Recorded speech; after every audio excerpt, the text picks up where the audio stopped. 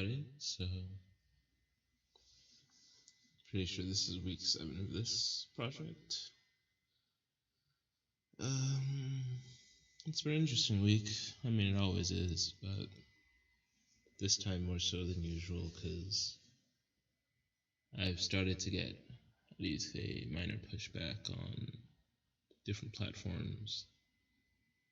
For like Facebook, for instance, posts from 12 years ago got me banned from live for 30 days. It was reversed eventually because it was over some stupid bullshit. But it's been an interesting experience, given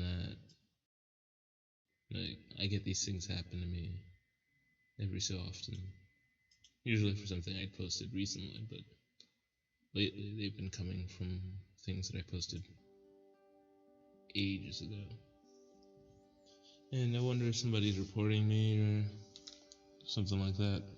Or if their algorithm just, without having much else to do, starts going through people's histories. Like this week's posts, for instance, involved Hitler and Churchill. So I guess they thought I was a neo-Nazi for a while there. But it's bound to happen anyway. So it didn't really bother me, it just gave me more reason to, direct people to this site and others. I don't know where my actual work is, but it's become part of this pattern I've noticed of an erasure of the negative history. Like, another one of my posts that got deleted before this was this example from the Russian famines. I think it was 1920s. There was a bread shortage. Maybe it was at the same time as the Spanish flu. I think it was 1917. But it's pictures of starving people. Somebody was selling human meat. Children, bloated, the same sorts of things that you've seen, I'm sure, from charities about children in Africa, but these were Russians.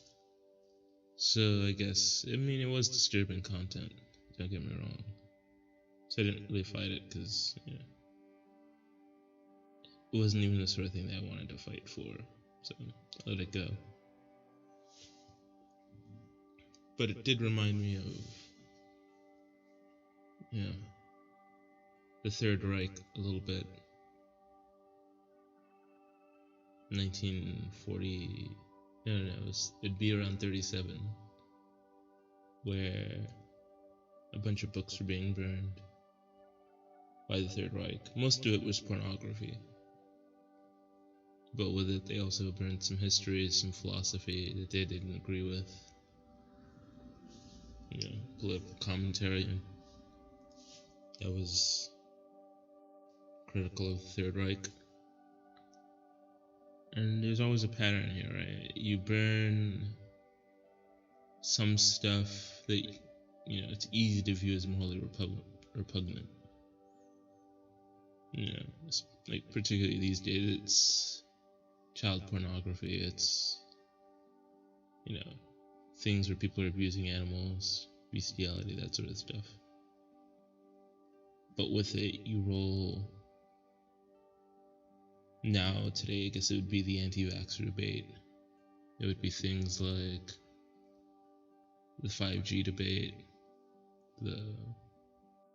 things that don't go with the status quo of established ideas that society, air quotes, wants us to follow. But then, is it really society, or is it some subset of the society that has a vested interest in keeping things a certain way, keeping people thinking a certain way? And then once that becomes obvious, because that is the case. Who else controls these big name entities like Facebook, like the Third Reich? Except the established, well, in the Third Reich it was the German royal families, and in Facebook's case, it's not very much different. It's the big corporate interests that have the power to lobby Facebook and sue Facebook to oblivion if they saw it as necessary. So, shit like this is kind of par for the course if you're going to speak against these guys. You're not willing to face it. But what bothers me is that I know a lot of people aren't, because if you go on live, if your livelihood as a musician, rather, is based on being able to stream live to people, especially in times like these, that ban from a platform like that could mean the difference between eating and starving. Which further brings me back to kind of the motivation for this week. Starvation. Well, it's been Ramadan, so it's kind of been on my mind a little more than usual.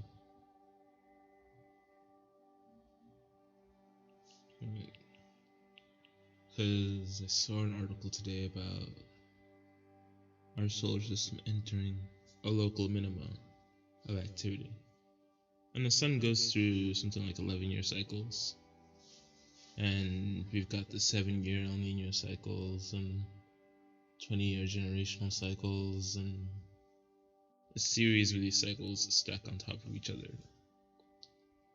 So every so often you find, I'm not sure if this year is an El Nino year, but you find, or maybe we're bordering up on an El Nino year. So the cycles stack up. A solar minimum would land on a year where there's already going to be less rain than usual. There's already going to be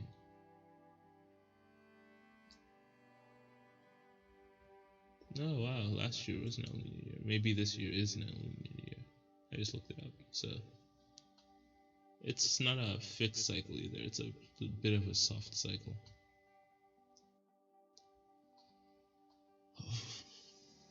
So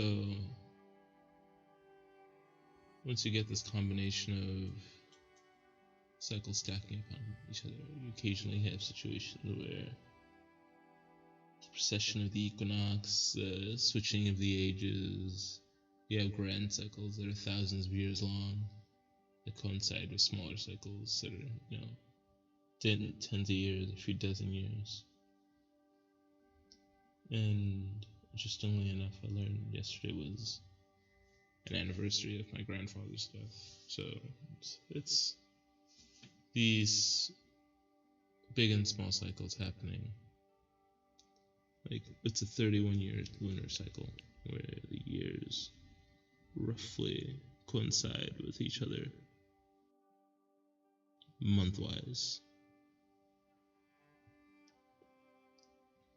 So we've known about these movements for thousands of years. It's just how you knew when to plant crops, whether this year would be a good year for a double harvest. If there's going to be a single harvest, so you plant more and use the fallow fields. You should store food for the next year or the next few years because you're entering a solar minimum. It's these sorts of things. Like, the biggest ones were always spring and winter solstices, spring, winter, summer, fall, that sort of thing. So that's when the growing season starts. But you also need to know the solar cycles, which tells you, okay, this year is going to be a really good year for harvest. And the reason why civilizations were able to thrive is because they were able to predict these things reliably and have the people behave accordingly. Like, hey, store food this year. I mean, it's the story of Jacob, right? He told the Egyptian pharaoh that they should store food because first they're going to have 7 years of a good harvest and then 7 years of bad harvest. Nobody wanted to believe him, but they still stored the food. So the 7 years of good harvest came, and things went well. And because they used that time to store and protect their society effectively against disaster, when the 7 years of bad harvest did eventually come, they were prepared. And what strikes me as so odd about the current situation we're in is that we know the 7 years of bad harvest are here, and we've known about these large cycles forever, but we've done very little in terms of protecting ourselves from them.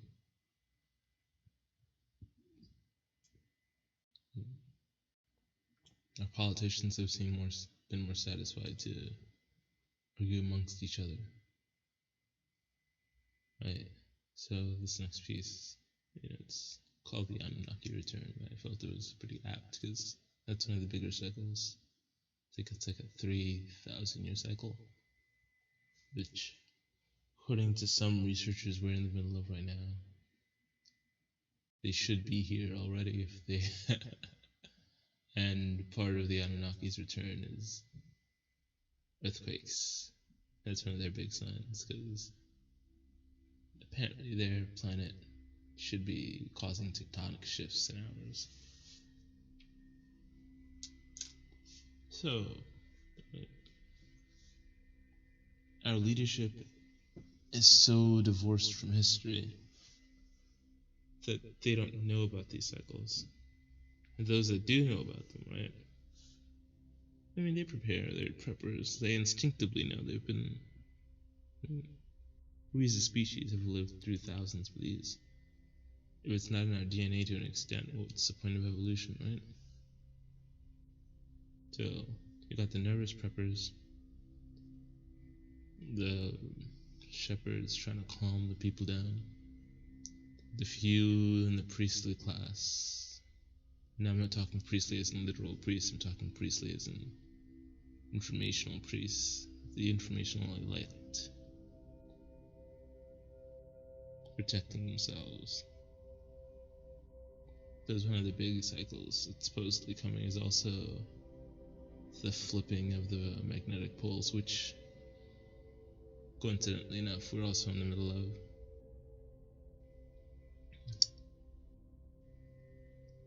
And we would have just ended a generational cycle with 2020, and we're starting a new one. The age of Aquarius should have begun already with the very beginning of that cycle. So you see, it's a big time of change in that regard. But because it's a big time of change, it's a big time of chaos. And at the end of this time of turbulence, we're expected to have something like 1,000 years of good mental weather. Peace, love, and happiness. Third turn of the Messiah. All that good shit. But it comes with, 7 to 14 years of trials and tribulation? At least according to Revelations. Which, coincidentally enough, if our, calendar is supposedly right, that is 100 generations ago. Yeah. And then this next generation going through will have been coinciding with the death of Christ by the middle of it, 33 years. So it's like the mathematics is there. It's very, very disturbing in some ways, because one of the things that happens is, right, there's a layer of reality where we get, I think, talk about this a bit, base codes, gematria, the little bits of coincidence that adds up to significance when you start seeing them statistically. Every word combination having a value and semantic that points to bigger issues.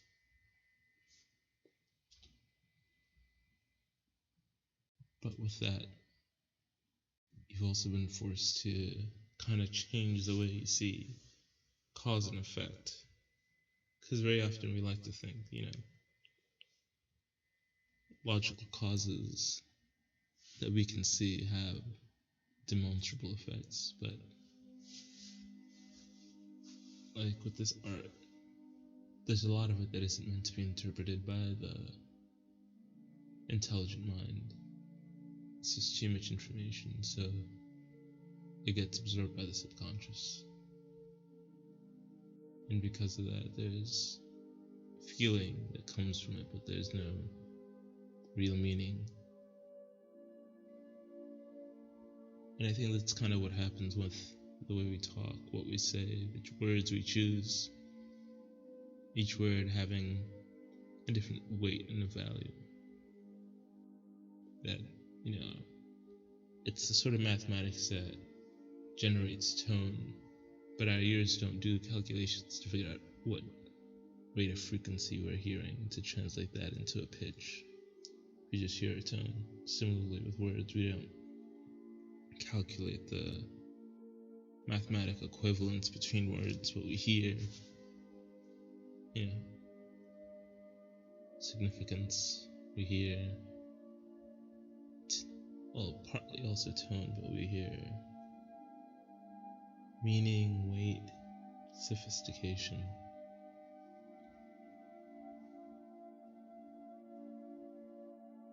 And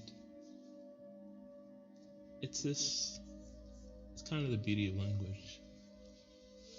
And it's also been part of my week.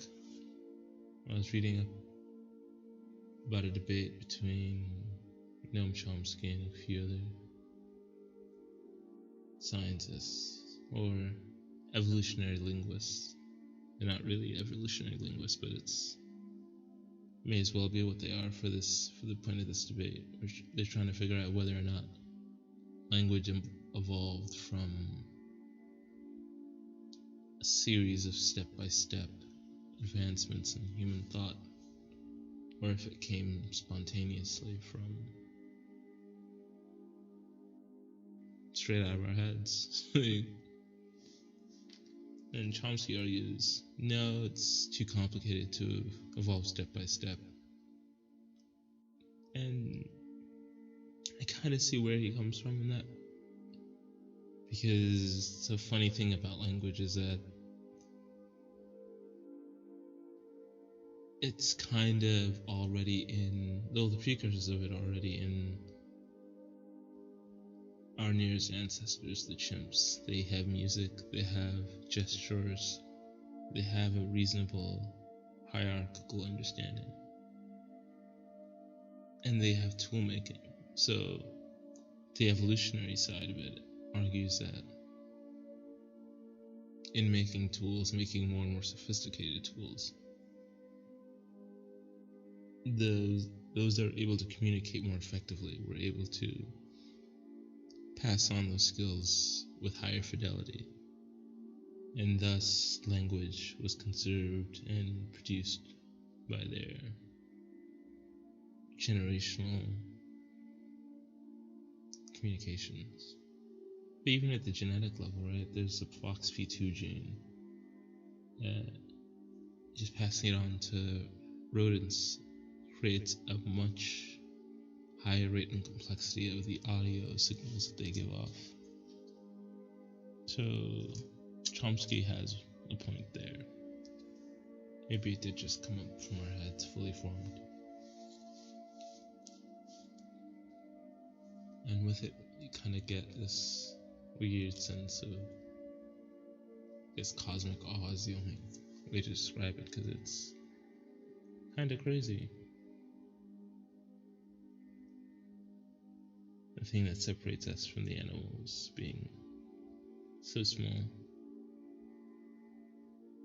Maybe as simple as a single gene. What if the FOXP2 gene is the gene for souls? That would be a fucking mind trip. That's a whole other question entirely. So now, with this sort of, I guess you'd call it sentiment, I start wondering about temporal processing, something called the default mode network of the brain, right? Which is kind of how we decide, or it's better yet, the part of our brain that decides when we're not deciding. It's our resting mode, when we're not really thinking, but our brain is making free associations and connections. And it's so this is part of an article about not being focused too much so that our brains are able to switch to this default mode and rest and help aid in our creativity. So thinking less to think more effectively, right? And it's just annoying, the limits of the human brain. Because the funny thing is that as you think less, your brain is using more calories to make these spurious connections. And even I've felt this, when I let myself zone out, I can think more creatively, so I zone out a bit more frequently, but I'm also more productive in the work that I do. Like, even this sort of diatribe is part of that exercise. Being able to let myself flow in such a unfocused state, but having that be kind of the root of creativity is so counterintuitive. I mean, it's beautiful because even not thinking, your brain is using 20% of your body's energy output. But then when you actively focus, it can go up to 50. Chess players burn, 3,000 calories during a tournament. Same as an endurance athlete, so you can exhaust yourself thinking too much.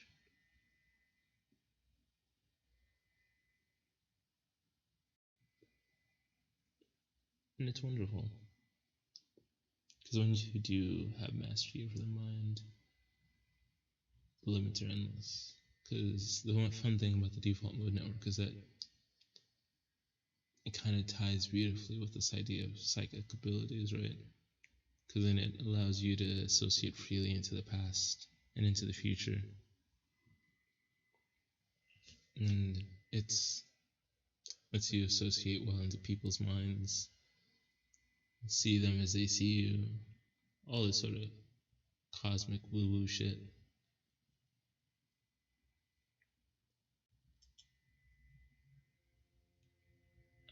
But it's the sort of thing that, because it's so alien to,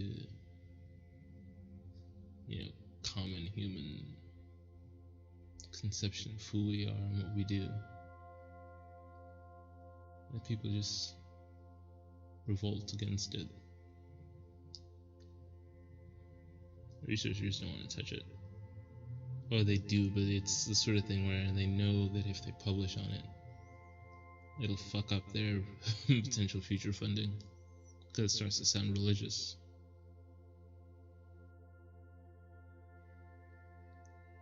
Like, you only get people like Roger Penrose who've already made careers out of being iconoclasts. People that spit on establishment. And even as Penrose became establishment, because, he was right, he still takes it upon himself to spit upon it. And it's been this sort of interesting dance of the generations of science, because it'll be another 20 years, right? Another generation, till the real science of consciousness really takes root, as the old guard dies. And right now we're starting to do psilocybin studies. It's that went from the 60s, where it was like an issue, to the 80s, where it was like, maybe there is something here. 2000s, Or, okay, there's definitely something here, but we got to not look crazy. It's 2020. Yeah, dude, psilocybin's better than antidepressants. But still, people are being arrested for it. Yeah, probably the nicest guys in the world.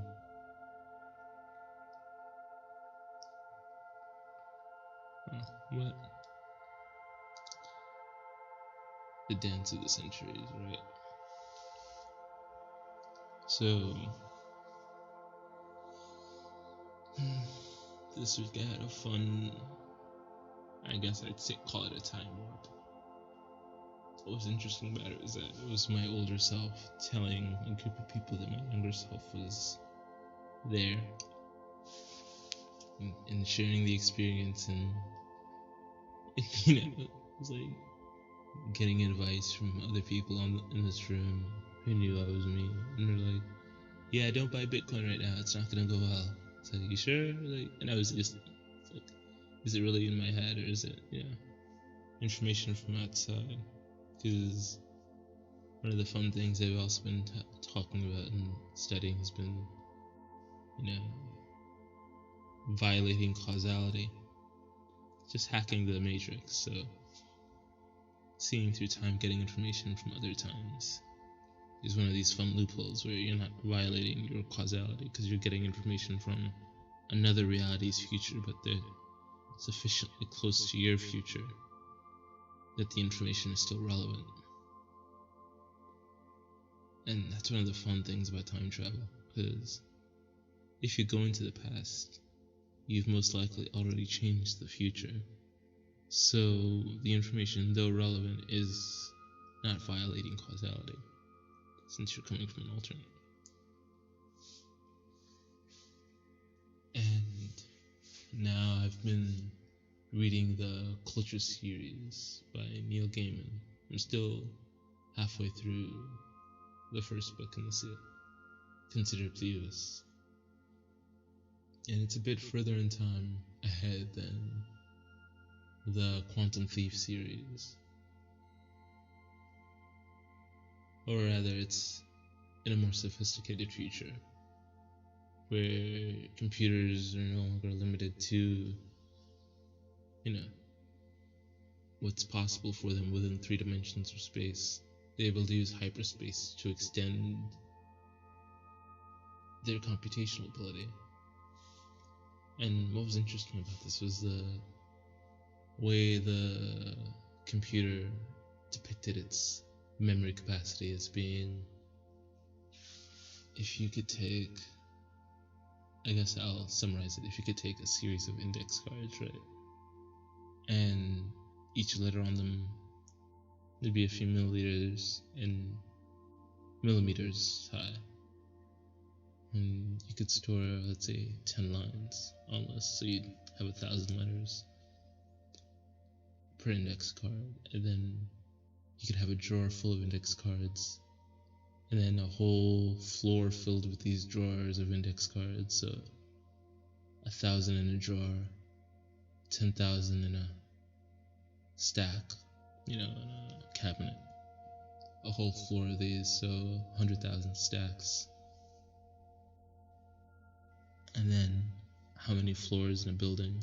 Let's say 10 floors. Let's say 100 floors. And then 100 floors, and then how many buildings? Not 1,000, not 1,000,000, but the whole planet covered in these buildings. And then how many planets? 1,000 planets covered in buildings filled with drawers of index cards. And that would be a near approximation of the memory capacity of this sort of computer. And it's brilliant because it was the limit of the previous series' computational capacity in terms of sub-Planck scale computation. So it was very ominously but beautifully written transition between these two worlds. And it's the same universe. Humanity has just become so varied, and disparate that the question of what it meant to be human became a serious problem.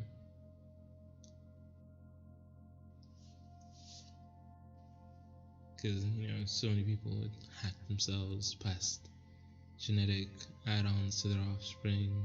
Species was starting to speciate, so to speak.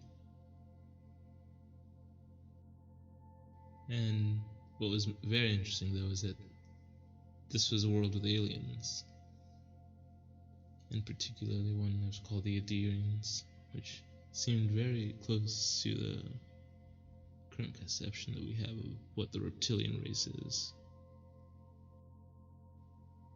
A dual hermaphroditic culture that had two stages of life. The first is once they were reproductive, and the second is once they were neuter.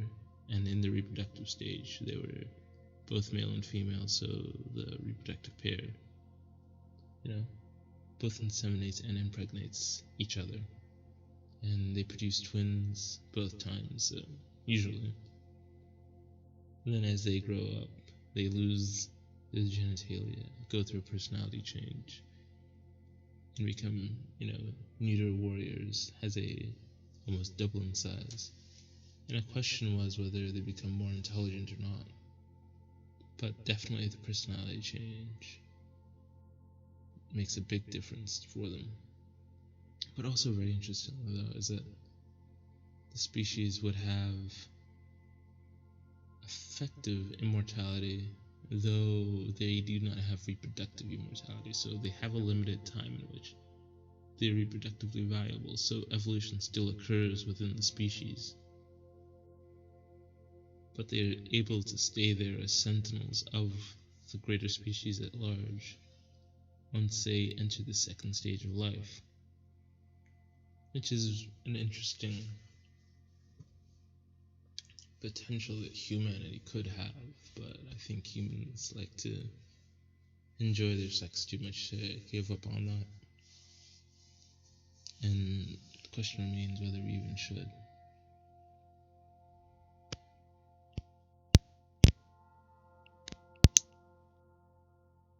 Sorry about that. I realized my audio connection wasn't perfect. It was actually probably unnecessary, but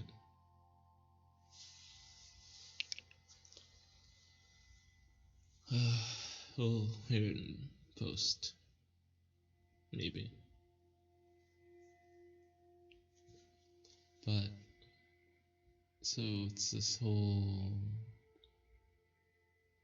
dance of whether evolutionary capacity is possible, or whether once humanity gives up its control to the machines that we build, whether we can even be deemed as worthy of evolving, fully wiped out by the very evolutionary forces that created us, because we reach a dead end.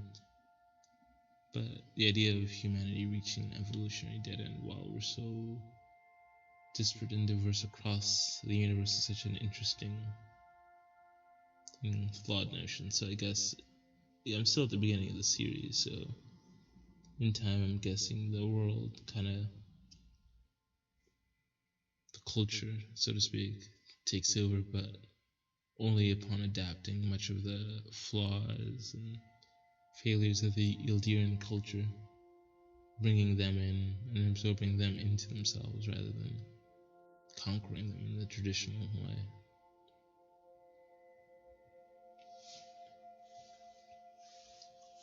Because there's also one idea that kind of stuck with me. The idea of human machines, mentats, so to speak. I mean, it's in the Dune world as well, to a point. And that's another world where humanity is kind of speciated a bit. I think it's something like 50,000 years in humans' future. But in Dune, we have people training themselves to be mental computers. But in the culture, these humans kind of just evolve naturally because humanity becomes decadent is the problem. And effectively unproductive. The important thing of human life was entertainment. Rather than production, rather than science. That was left to the minds.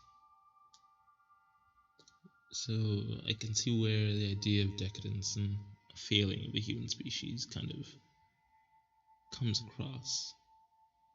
But I think part of it harkens back to this idea of the default mode network, where it's the thinking by not thinking that is equally productive, drawing connections that wouldn't otherwise be possible to make because you're so focused on one path to solving a problem. And some paths are dead ends, but you can't know them until you get there, and then you go around them.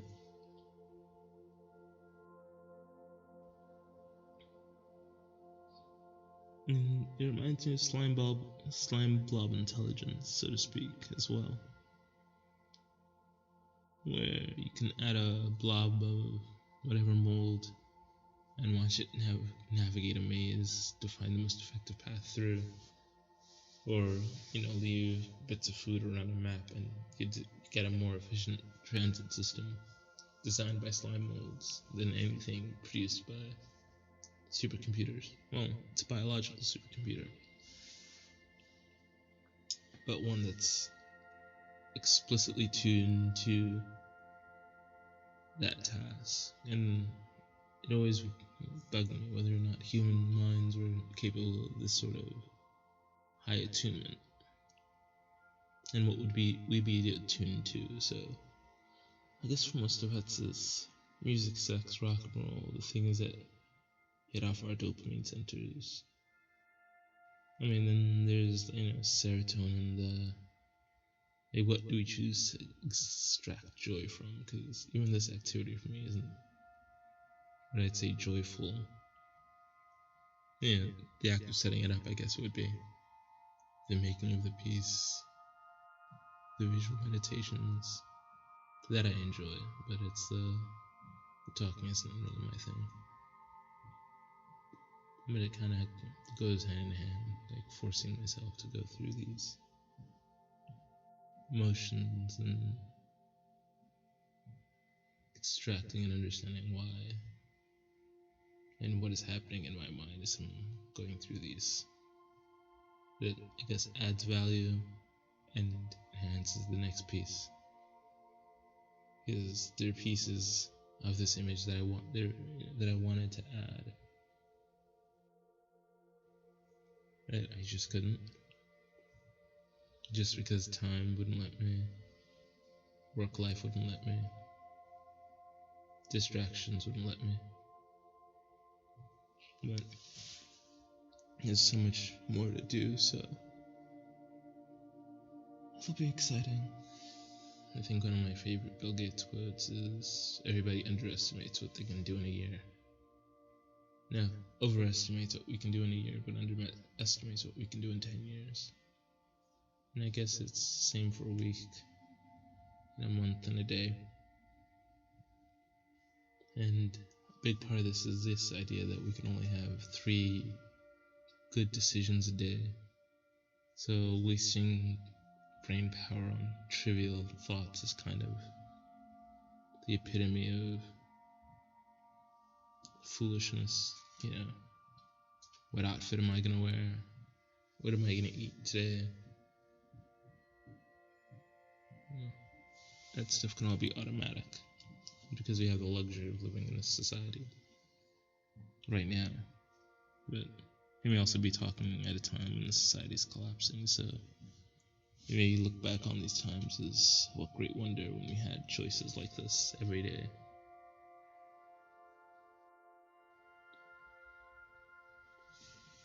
But I'm kind of out of it.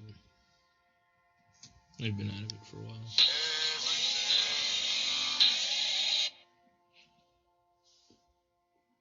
I'm out with my alarm. It's currently 3:33 in the morning.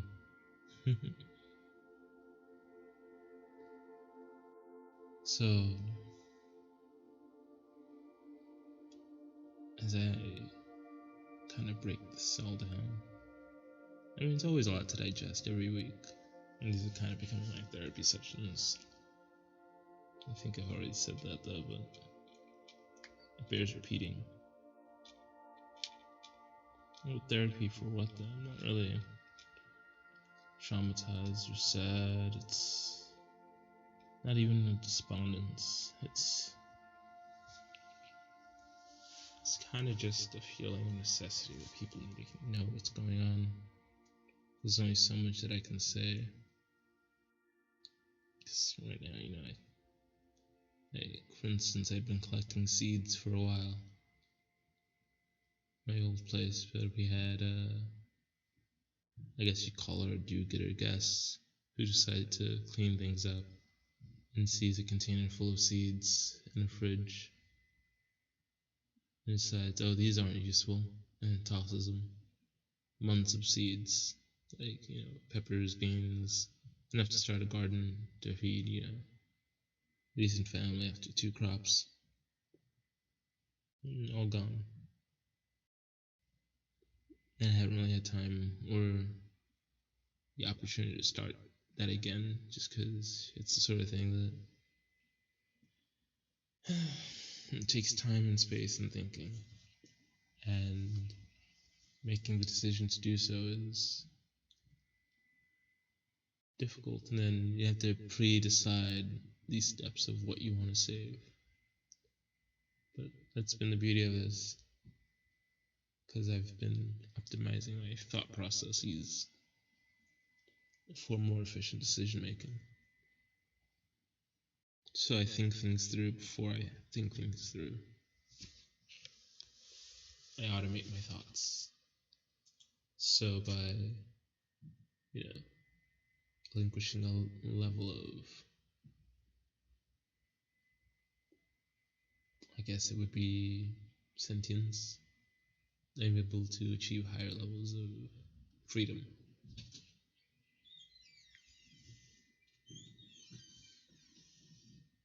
And it's worthwhile.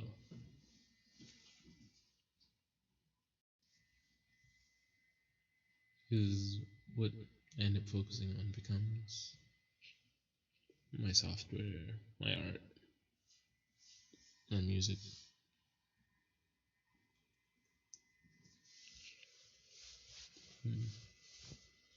Maybe in a few weeks I'll be able to release a mixtape. That would be fun. But for now, I'm satisfied with what I have. That's another side of this too. The idea of satisfaction. Like, one of my favorite quotes is, or it's not even really a quote, it's this idea that wanting creates. And that's pretty much it. So what you want doesn't necessarily create what you want to have. It creates. Usually it's deficit. So a greedy person will feel poor. Somebody obsessed with food becomes hungry.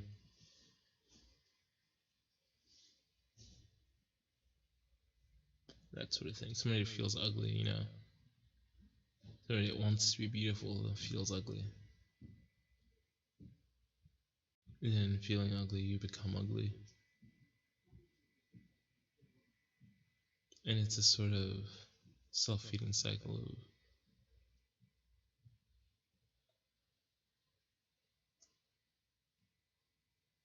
but it's kind of one of the more painful things about reality. You don't really get what you want. So it's been this fun puzzle, right? Cultivating yourself to not want what you want. But that's sort of the thing where I can see why people have so much trouble with it. I mean, it goes so counter to. It can say evolution, but it's kind of a culturation, right? Because let's say you're a hunter and you want to hunt down an animal. If you're needlessly pursuing, if you're too loud, you're too boisterous, you you're too much. Essentially, you give the game away, you spook the animal, and they flee. Your frustration is audible. Your stress is literally smellable. Humans have a stench when they're stressed. So you end up fucking up yourself, especially if you're upwind. Whereas if you're able to walk coolly about not really caring whether or not you find an animal, hiding your intent to kill effectively, the animals can walk right up to you, eating out of your hand. And then from there, with a hidden blade, you slice its neck. And that's kind of the philosophy in halal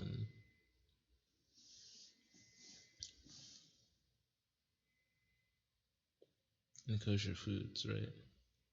The idea that being fearful spoils the meat. Like the animal shouldn't be afraid of its death, as you're gonna kill it. But it's such a reverse to a lot of the, I guess, conspiracy about the consumption of human flesh in particular. The adrenochrome harvesting, where they do the exact opposite. They try to, terrify their victim as much as possible before they consume them.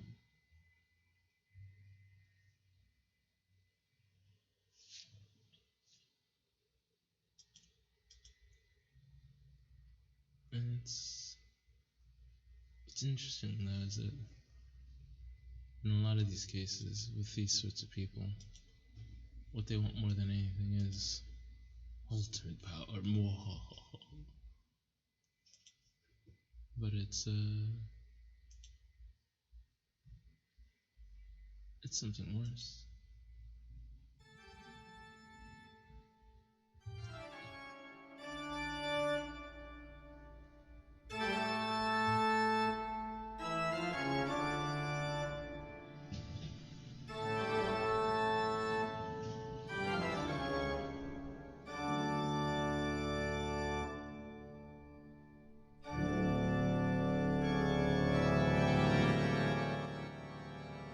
Right? The desire from human flesh. It's becoming even comical.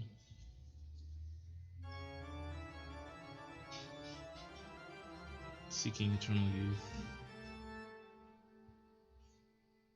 seeking power, seeking fame, and ultimately being rendered addicts,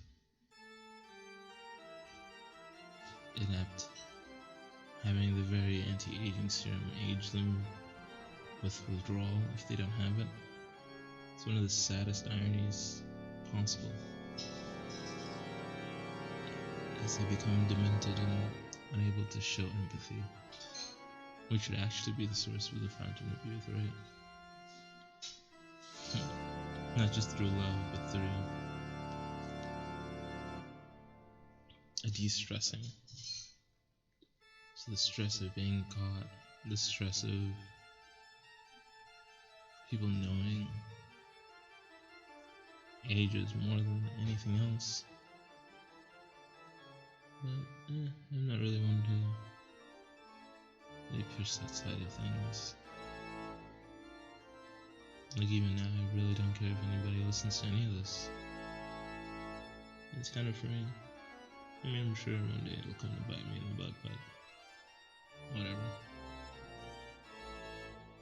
They'll probably cite this part like, see, he's a loose, unhinged person, disconnected from reality, while at the same time thoroughly disconnected from reality. But because of that, I'm able to interface with it much more effectively than I thought possible. Because as the world's ending, my business is thriving. And hopefully it keeps thriving. Hopefully all our businesses are able to recover from all this.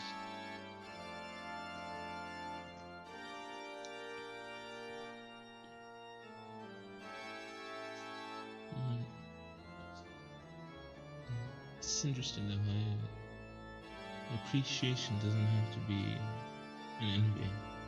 Right? Do not covet thy neighbor's goods. But you can appreciate them. You can congratulate them on it. And it's been sad because I'd long wanted to work with people around me. But I guess it's kind of the failure of New York society where we don't really live next to each other.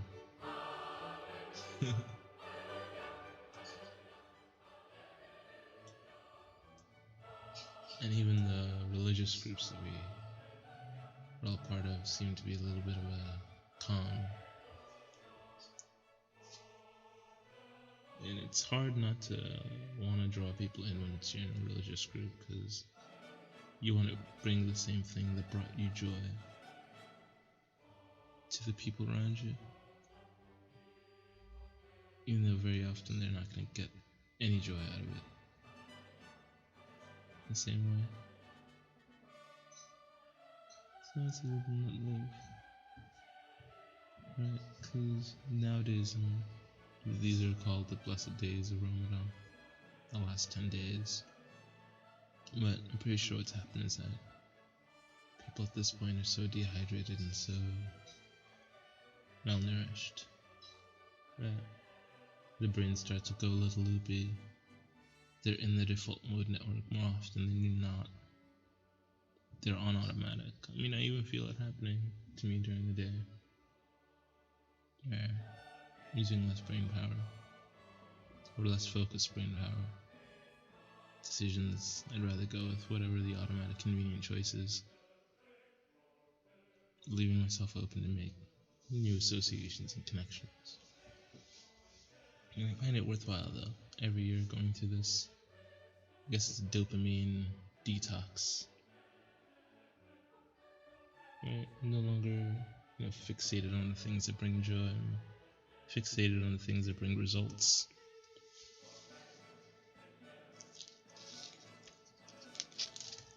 And even then, my focus on results kind of becomes counterintuitive, so I just do the work. And that's the joy of it, just being able to sink into good work.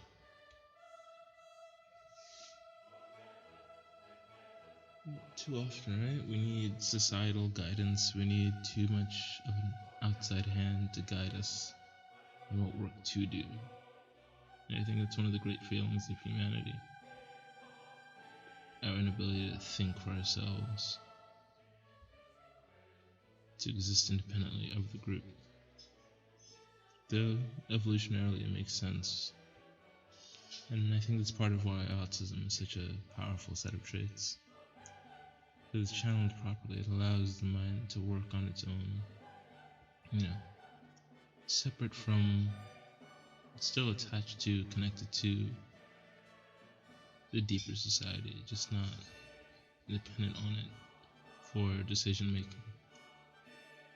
Like you're able to deeply focus on what you're interested in, innately specialize. And what's interesting though is that all evidence suggests that even if autism is, created by whatever outside forces one label it as, or extra connections that we're making, the novelty of it, because it's associated with a lack of oxytocin, the love hormone, it creates new brain chemistry, new connections, or new connectomes, so to speak. they're able to offer more fine-tuned clockwork for different challenges that make them unique members of a larger collective society. And sure, in the most extreme cases, they don't fit because they're too sensitive.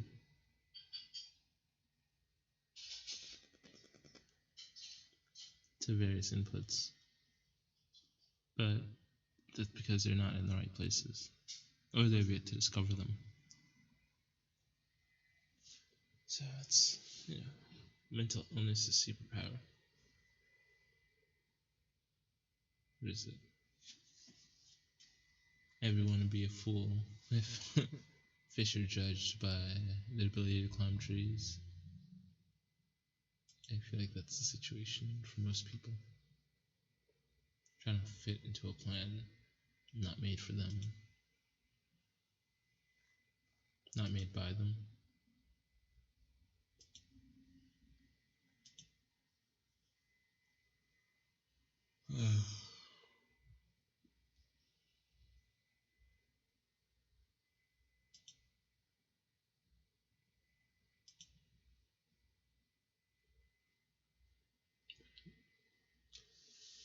I gotta love it.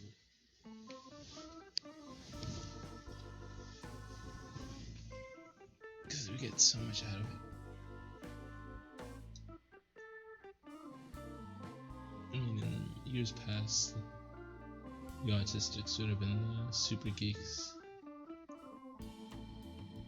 wearing glasses because they were nearsighted. And vision has been this massive head trip for me recently. Because I was reading about people with dissociative identity disorder. How, when you look at their brains through MRIs, each distinctive alter, which is what they call the personalities, have very different EEG readings.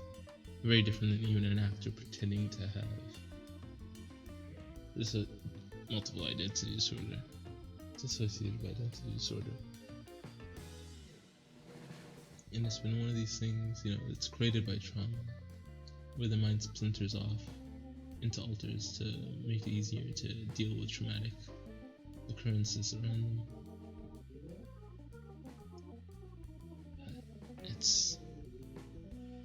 It starts to bring into focus deep questions about the nature of consciousness, because the minds can have different issues, so to speak, right? You can have a deaf mind, you can have a blind mind. The ears and eyes still work, but the connections don't translate across the brain, and this can be seen in MRI and EEG. So it's like, what if the nature of mind as a receiver instead of originator of consciousness, and then a dissociated mind is able to tune into different realities?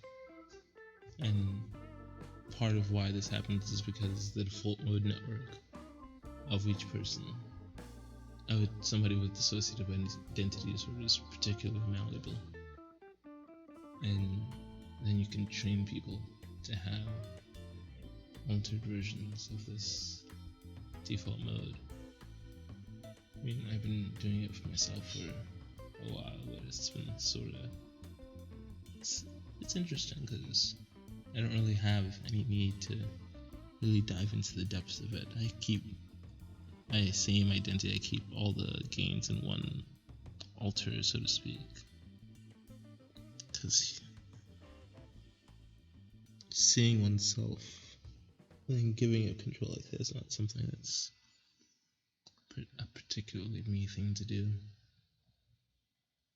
But for now, put on it there.